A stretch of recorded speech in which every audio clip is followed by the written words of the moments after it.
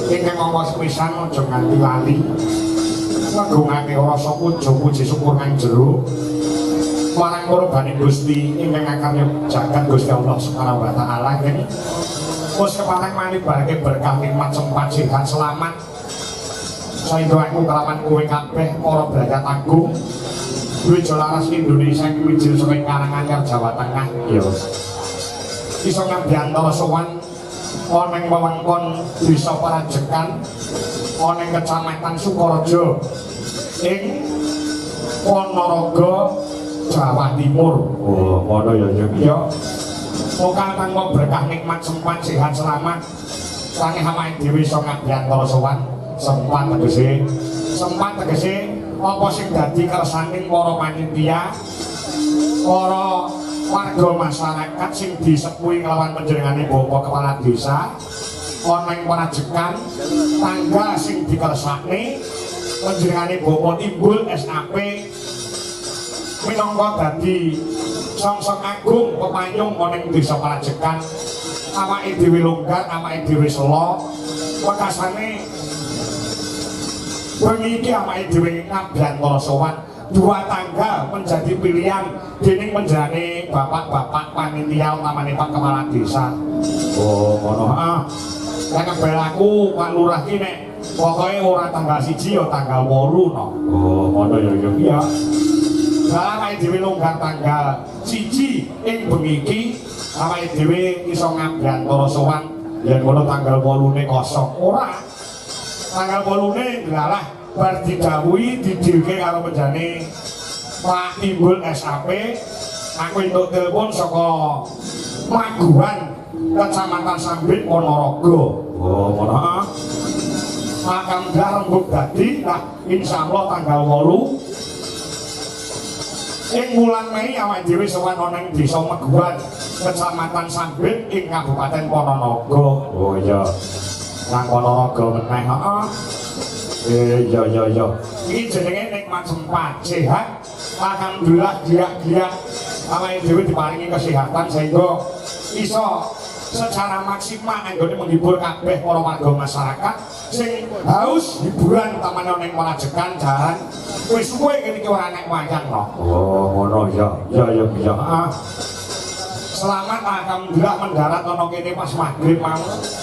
Awake dhewe diparingi keselamatan dening Gusti Allah Subhanahu wa taala tanpa ana alangan samijapa sehingga bengi alun-alun sumringah menjadi lautan manusia untuk bersama-sama kembulanian kawan para warga masyarakat ana ing Panajekan gone nganake bersih desa, resik desane, resika desane, resika sing nggoni, ada saka Godha Rencana, ada saka Sengkala, wekasane Desa Panajekan dadi desa ing babatun thayyibatun warapun gawur, kemahri pahloh jinawi, tata-tata rahaja ora sandang pangan karsata papan. Ada saka bencana alam digampangi nek golek rezekine lancar, dawa umure, sehat awake, kang sarta diparingi selamat donyane, diparingi selamat akhirate. Allahumma ya rabbal alamin. Pancen kaya ngono ya yo disiwona. Walaupun dalam Al-Qur'an dalam kitab suci lain tapi ora ana tulisane he menungso kowe bersih desa ora ana. Niki wujudake adat istiadat sing wis lumadi ana Nuswantara. Mergo Indonesia utamane wong Jawa kuwi wis duwe budaya. Oh, ngono ya. Sakurunge agama apa wae mlebu ana ing Nuswantara, wong Jawa dhewe wis duwe budaya asalkan tidak bertentangan dengan ajaran agama. Mari kita lanjutkan. Kok nek gelem goleki gelem nliti kanthi mermati wong bersih desa kuwi ya kok padha karo nindakne saereating agama Islam. Oh, ngono. Mergo iki kanggo sono bersyukur kepada Tuhan Yang Maha Esa yang telah memberikan malimpah-limpah kenikmatan tumraping para warga ana ing Desa Panajekan, diwujudkan dengan adicara bersih desa untuk sarana bersyukur kepada Tuhan Yang Maha Esa. Oh, ngono ya. Luar biasa ya ngono. Kula bengi iki jumbuh kelawan kersane menjalani para panitia utamane menjalani Pak Kepala Desa Timbul SAP. Ya. Pirang-pirang dina ora iso turu mergo pirang-pirang dina kene iki udan. Oh, ngono iki alhamdulillah pas bengi iki dipun paringi tingkas bulane iso sumeblak padang sumunar madani ana ing alun-alun sumringah. Oh, ngono ya. Ya. Wis sampe dawuh muga-muga apa sing dadi niat lan hajate para warga masyarakat ana ing desa Parajekan kene kinabulan dening korbaning Gusti ingkang ngakalya jagat ya yuk amin ya rabbal alamin. Parajekan saya manunggal, parajekan saya bersatu ya gotong royong menjaluk silaturahmi. Kene iki ora ana cerah, ora ana bubrah, ora ana bubrahe paseduluran. Wis rukun, wis guyub, dipertahankan ya perlu di semangat utawa ditingkatkan. Oh, heeh. Manunggali kepala desa kawan perangkating desa, uga lembaga desa. Ya. Lan di sing kuyung kawan para warga masyarakat, para karang taruna, karang taruni dadi siji bisa mewujudkan desa Parajekan yang selalu nggodali persatuan dan kesatuane iki sing perlu dicontoh, iki sing perlu dicontoh. Kula akeh ora muka babagan kerukunan, babagan persatuan dan kesatuane ana ing Parajekan kene kena nggih contoh, kena nggih tulodo guyub rukune para warga masyarakat lan perangkating desa. Hebate kaya ngene kula kanca-kanca tepuk tangan buat desa Parajekan. Ya ngono ya, heeh, dasare Pak Lurah piyambak ya sepin pamrih ramein gawe para perangkate desa, lembaga desa yang mendukung apa sing dadi perintah program-program saka panjenengane Bapak Kepala Desa. Ya. Ngono ya ya, heeh. Agek iki lho nek aku ngerti. Perkara apa? Sing duwe alun-alun biasanya kabupaten. Ono kota iki duwe alun-alun. Nah iki desa lho.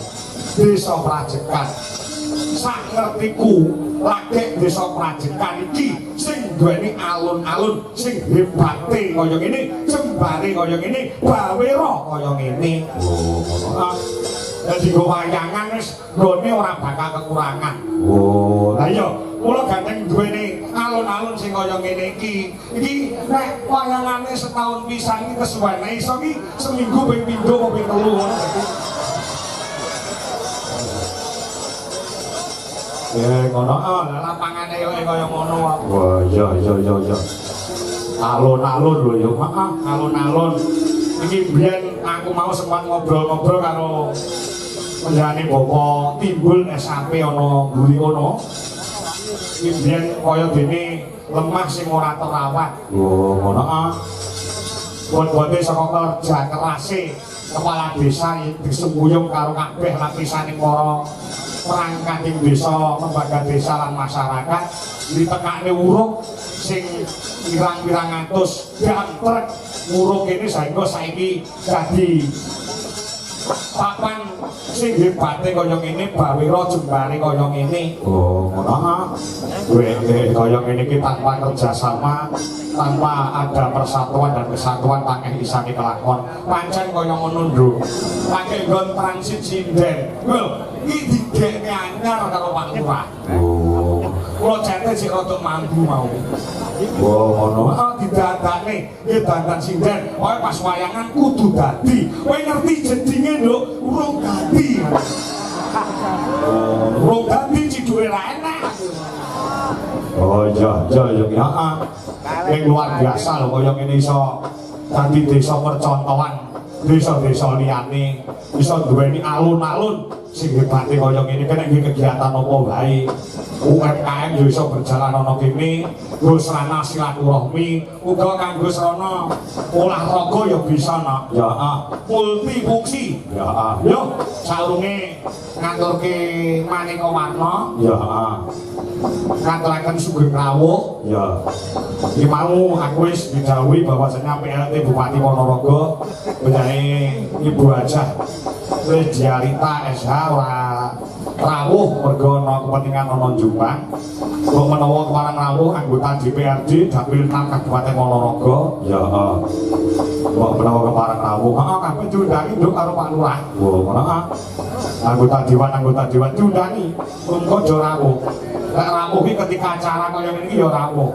Rawuhe lah perkara acara kaya ngene iki luar biasa ketok dadane ora kok ramu iki mung golek swara golek diting dan lain-lain kayak kepala sing jenenge anggota dewan iki ramu ning acara kaya ngene ketok dadane no ngono nek golek diting diwangi awan bengi mara bareng adicara kaya ngene nek diundang orang-orang kan yo dadake cekala mangsa dadi rerasanan ya Warga Wincan Sukoharjo ya uga kepala desa sekecamatan Sukoharjo ya sekretaris desa sekecamatan Sukoharjo ya kepala desa yang jelas tuan rumah ya perangkat tim desa ketua TP PKK desa Prajekan ketua BPD ketua LPMD lembaga-lembaga desa Prajekan ketua RT se-desa Prajekan sedaya warga masyarakat ana ing desa Prajekan sak menten kathahipun iki namung saking desa Prajekan nggih Pak. Nggih. Enten sing saking desa Jopo enten mboten? Mboten. Desa Jopo enten? Mboten. Ora isin to sampeyan, lurahmu kok tanggap dhewe ngono kuwi. Kok jaluk ditanggapne wong Prajekan. Desa Jopo mboten enten. Ya sok ben to. Bentenan yo ngono neng